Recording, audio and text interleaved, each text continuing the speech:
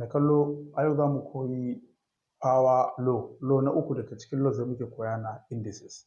Ita kuma yadda take shine idan aka baka misali law ɗin ta ce x power a plus bracket b. Idan aka baka haka wani abu a cikin bracket da power a saman shi sai kuma power a bayan bracket. Abin da mai kallo zai yi shine sai ka fito ka ce x power a ɗinka ka ɗauko abin da ke cikin bracket ɗinka za ka cire bracket ɗin a madadin sai ka saka times. Idan ka saka times sai ka ce to equals to x power ka ce a times b, muka ce idan alphabet ne kake times ɗinsu da juna ka manna su shine ansan kai mu ce a b.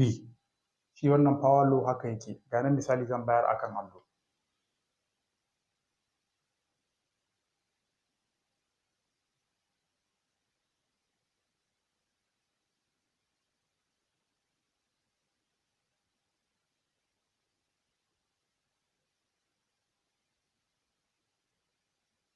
Kallo zai ga na rubuta minus 3 open bracket d ko ka ce cube ko ka ce d power 3 plus bracket power 3 haka ake karanta shi.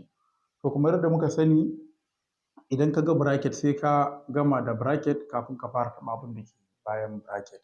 Kenan abin da mai kallo zai sai ce equals to minus 3 ɗinka za ka ajiye shi ka ce minus 3 ɗinka. Sai b ɗin nan za ka rubuta shi ga power 3 ɗinsa. Muka ce za ka cire bracket ɗin nan sai ya koma times to sai ka mai da shi times. A bayansa akwai 2 sai ka ɗauko 2 ɗin sai ka saka shi.